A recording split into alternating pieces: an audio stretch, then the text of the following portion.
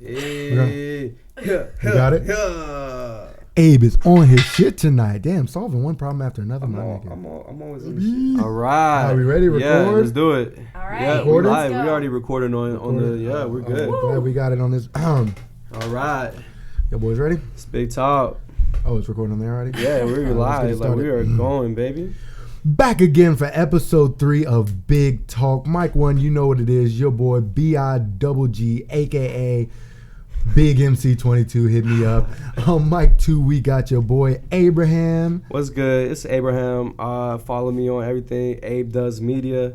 You know what I'm saying? Check me out. Recently changed. Hey, this is the hoodie as well. It's a Soul Balance. Oh, we got the video. He ready to represent. Showing out for Soul Balance. X is a finesse god. He ain't gonna finesse you no more. Abe Does Media. Then on mic 3, we got the guest, Miss Sarah Brown. Shout yourself out, bro. Hey guys, my name is Sarah, and you can follow me on IG. It's official Sarah Brown Music. Sarah with the H. Sarah Brown Music. Yes. Artist out of Charlotte, North Carolina, is where you're based at the moment. Where you originally from? So I'm actually from like Wake Forest, North Carolina. Then we moved to Roseville, but I just say Raleigh because everyone knows where Raleigh is. Yeah, you say Roseville, you had me like, roller derby? What? I wasn't sure what you were talking about. Yeah. And you moved to Charlotte for school? Yeah, I came to go to UNC Charlotte. I transferred. Charlotte. Shout out Niners. You know what it is. Woo! Follow us. 49ers. Only_49ers. You know what it is. Plug. Yeah. Plug. I mean, sometimes you got to do it. And you're an artist. So did you start singing here at UNCC, start getting gigs and stuff around here? Or are you just always like, I got it and I'm going to flaunt it? I don't know if it was I got to flaunt it, but I started singing when I was probably 5. I grew up in church, so I was always in like chorus, and I did theater throughout high school, and then kind of started singing more in college and got some rejections, and then ended up now I'm doing it all the time. Want to do it full time. It's the grind. We are all on the grind, but she's out here on a music grind. I used to sing a little bit. Oh, sing something. I had the pipes. See, we ain't gonna do that now. You ain't call me out on the spot.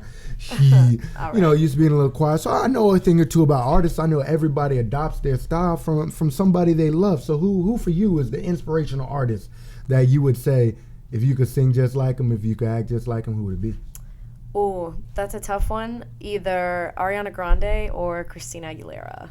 Ooh, because Ariana, her vocals, every single live performance, she does not need backup. She sounds the same, if not better. I went to her concert. I think that's something that all artists aspire to be like, okay, like I heard his track now, you go to a concert, you hear him, oh man, that sounds just like I'm doing a song. I can sing along, I can get with it. I love it, And what made music real for you? Was it a concert moment? Was it getting in the studio one day? But what was the point in which you were like, music is now it?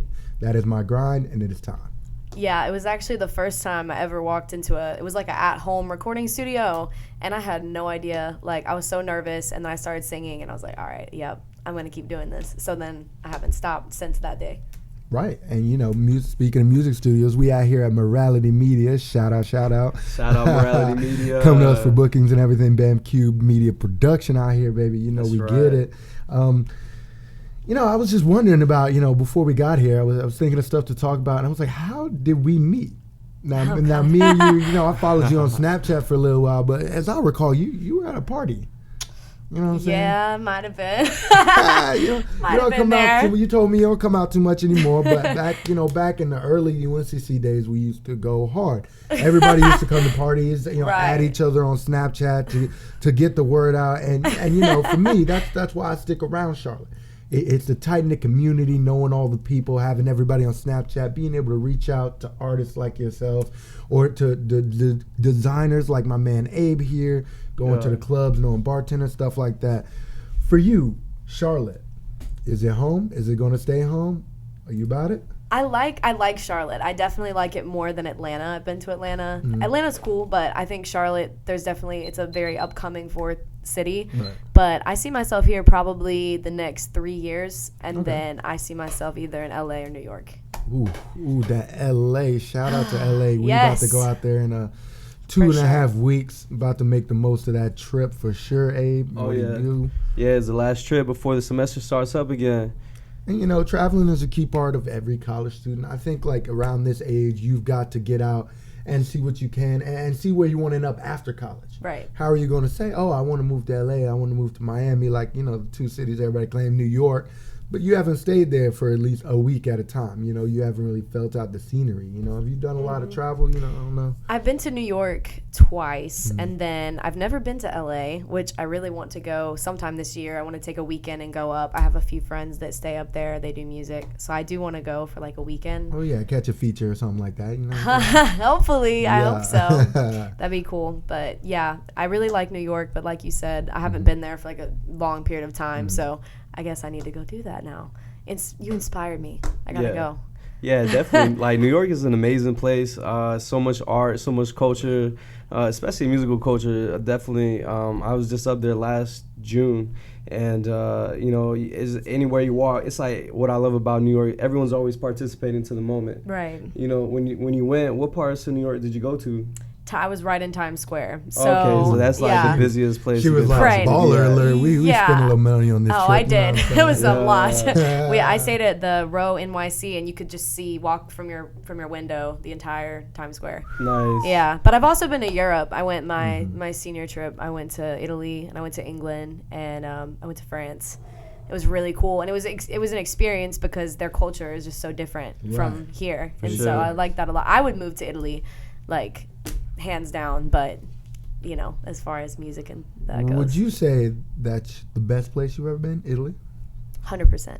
100%. Abe, where you been? Where's the best place? I know what it is for you. Shit. I mean, you know, I've been in places, you know, New York. You know, one of the standout places, New York. I love going there. Definitely, I'd have to say my favorite place would have to be Miami. You know what I'm saying? I knew it. Yeah, you know, I just love the beaches. I love the Latin culture. I love how, like, everyone's also participating in the moment over there. Oh yeah. And it's just so much going on, and it's a big city by the water. What else could you want in a city? I mean, I can honestly say a city by the beach where we got stuff live.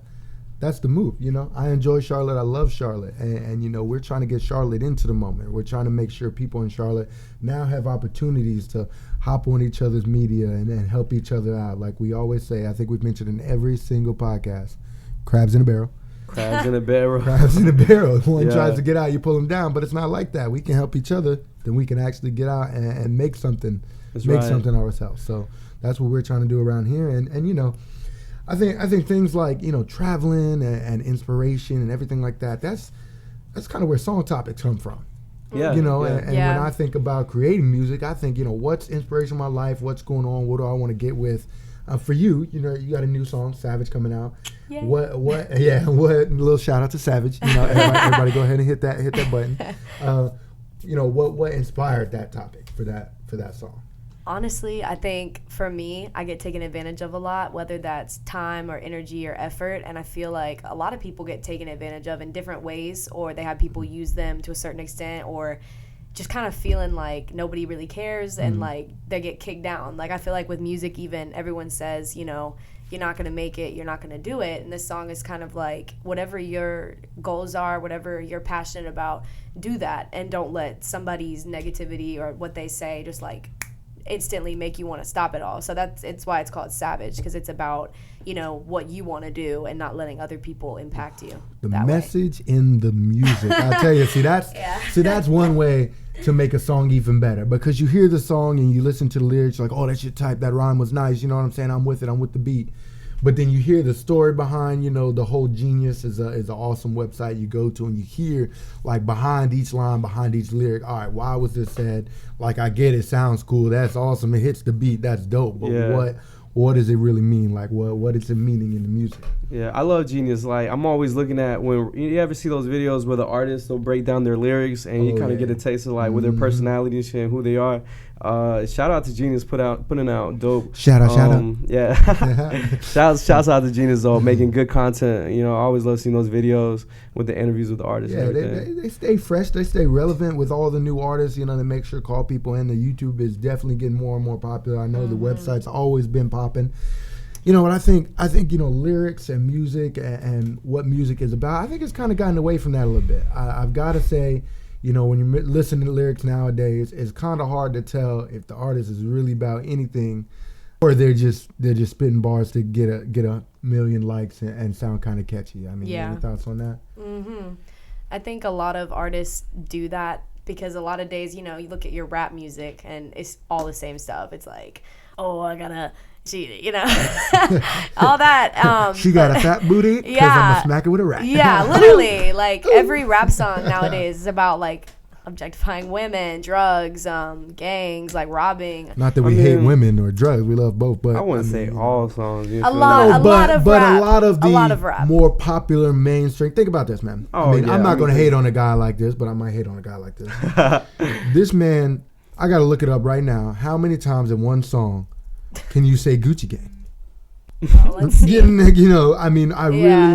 I really just think stuff like that really pisses me off. It's just like, bro, like I get it.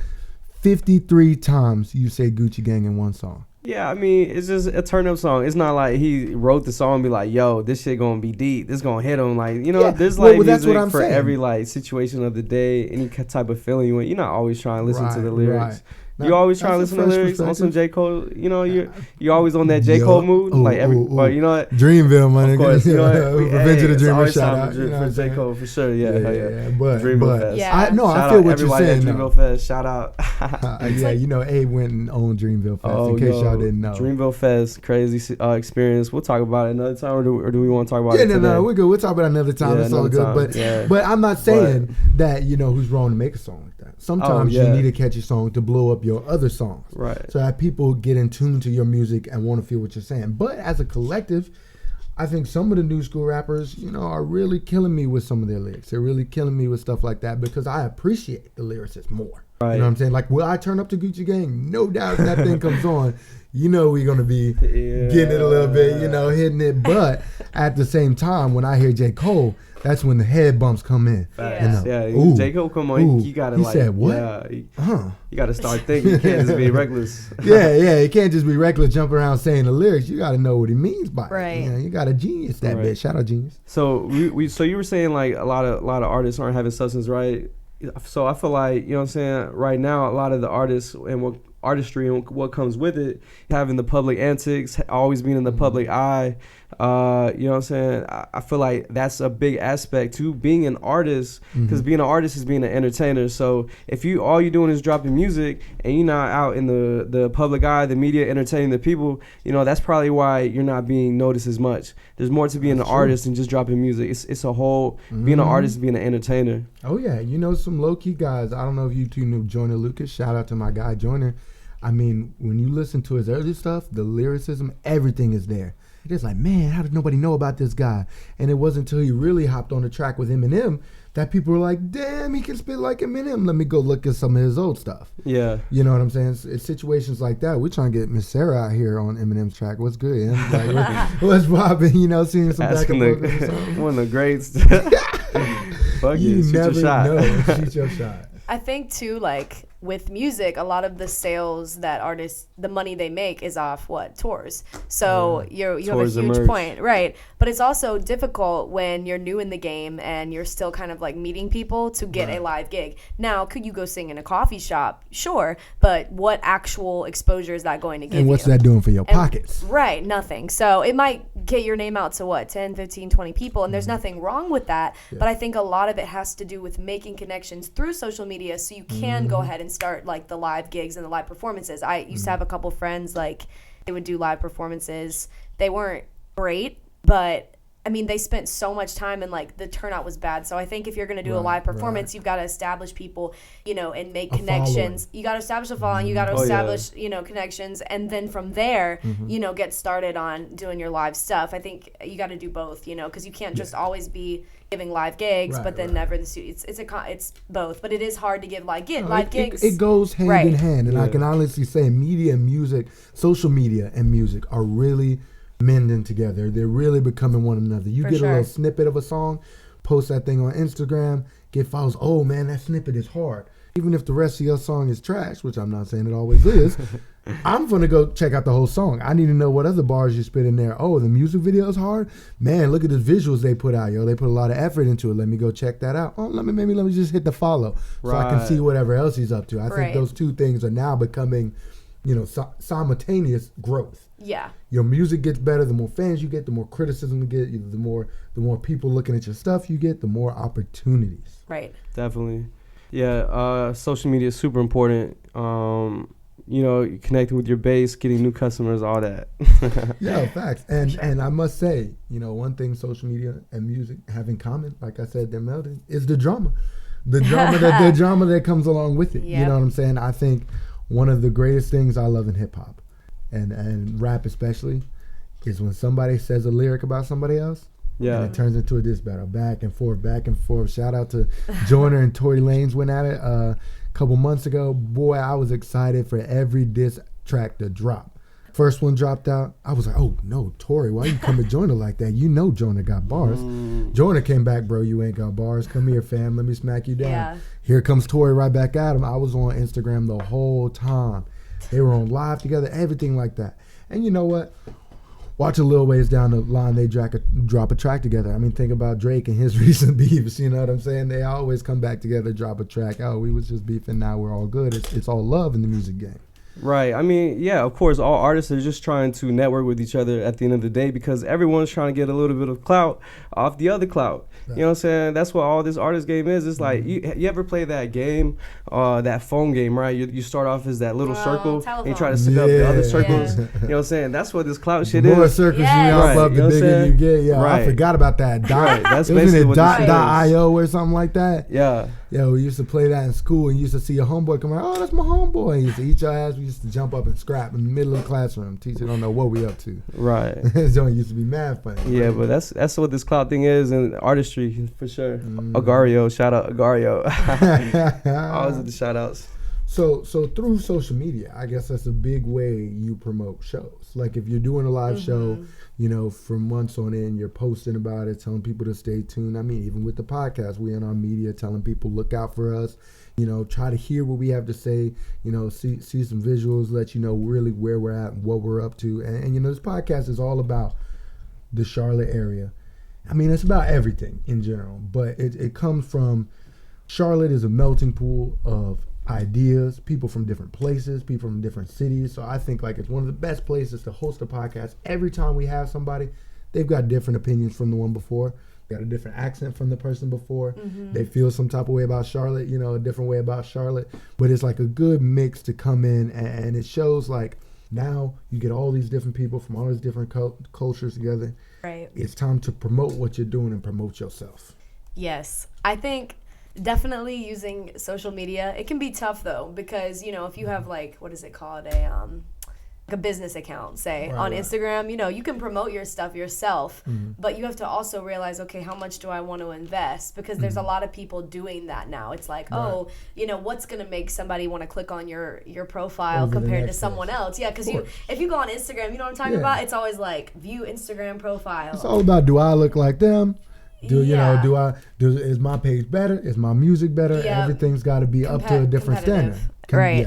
Yes, ma'am. Competitive as hell. Social media nowadays, you gotta find your niche. Right. And ride it. Ride the wave, gain that clout. People similar to you, jump on their bandwagon. And not just bandwagon. I don't mean to say it like that, but jump on the stream of what's popular and what you're next to.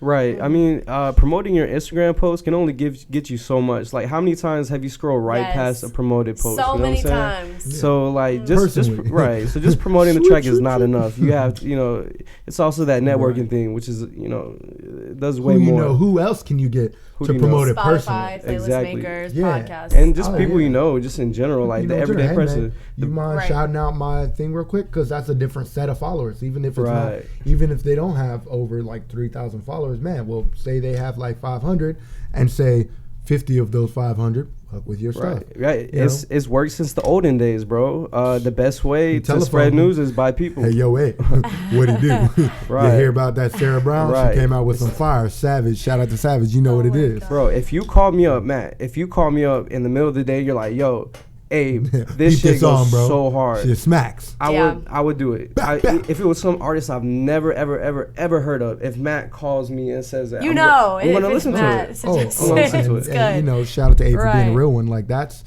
how it should be nowadays. If your boy tells you it's fire, if he tells you go listen to Savage, because that thing is fire, you best get out there. So this is your boy telling you go listen to Savage when it drops. Right. Hey, Put shout that out to out my there. boy BA. You know what I'm saying? I be always promote his music. Shout out to BA. I wouldn't be sharing his music if it wasn't the realest, some of the realest in Charlotte that I've heard. Facts. Along with Sarah here, he does lots of good music around here. So we're gonna have an interview with him soon. And we're trying to get the Charlotte scene popping. We're sure. trying to turn up the music. We shout out to the studio over here. Come run out some time from your boys and get your music out there as well. Now, everybody's music and everything, that's great. Making music, promoting yourself.